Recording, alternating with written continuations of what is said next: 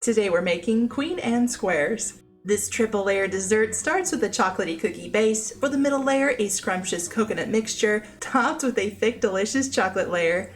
This dessert is quite popular during the Christmas season, and even though I'm posting this in the middle of summer, I'm going to walk you through each step so you can make your very own. To start off, we're going to need to melt some butter. To a microwave safe bowl, we're going to melt 2/3 cup of salted butter, and then set it off to the side to cool down. To a large mixing bowl, we need 2/3 cup of brown sugar, lightly packed, 1 large egg, 1 teaspoon of vanilla extract, and once your melted butter has had a chance to cool down, go ahead and add that in as well. It's important to let your melted butter cool down so we don't accidentally scramble the egg. We don't want scrambled eggs in our dessert. We're going to give this a quick mix until everything is well mixed. For your convenience, you can find a list of ingredients and directions posted down below in the video's description box. Alright, this looks good. Next we need 1 cup of all-purpose flour and 4 tablespoons of cocoa powder. Give that a good mix, and then we're done with the first layer. Okay, grab your 8x8 baking dish and line it with some parchment paper. We're gonna dump our first layer into our dish, leveling it out as best we can. I didn't do it, but now that I think about it, it probably would have been easier if I had sprayed the dish first with some nonstick cooking spray, and perhaps the parchment would have stuck a little bit better to the dish. Next time I go to make this dish during the actual Christmas season, I'll take my own advice and do just that.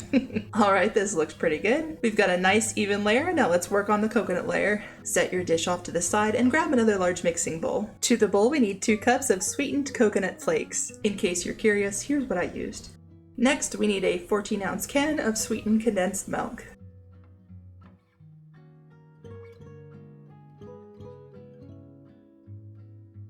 Followed by 1 teaspoon of vanilla extract. Give that a good mix until everything is well combined.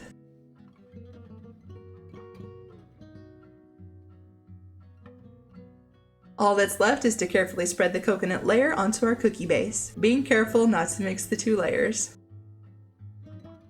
We're gonna bake this in a preheated oven at 350 degrees for 30 minutes. And here it is, fresh from the oven. We're gonna set this off to the side to let it fully cool down before we start on the final layer. For that final layer, to a large mixing bowl, we need a 1/4 cup of salted softened butter, 1 teaspoon of vanilla extract, 3 tablespoons of milk,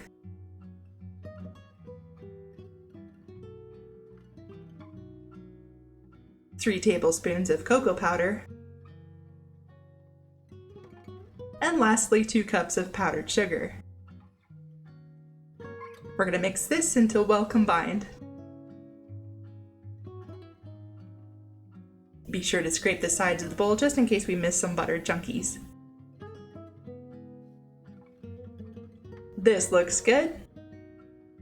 All that's left is to evenly spread out our chocolate layer over our completely cooled bars. This recipe suggests popping this in the fridge to let the squares set for 1 hour before slicing. That's entirely up to you, however much willpower you have. I, of course, grumbled the whole way to the fridge, so there's that. If you do go that route, more power to you. Once that hour is up, start cutting up your dessert into squares or however you want. The recipe says this makes 16 squares. I'm pretty sure all I did was trim up the sides, sliced it into 3 pieces, and called it a day. If you're hosting a party and need a fancy looking dessert you can make ahead of time, I think this is the one for you. You can make this a day or 2 ahead of your event. Just keep it in the fridge covered and you're good to go. Let me know what you think. If you end up making this yourself, be sure to share your experience down below in the comments section. I'd love to hear about it. Thanks for watching, and if you like this video, be sure to subscribe so you don't miss out, and I'll see you all in the next video.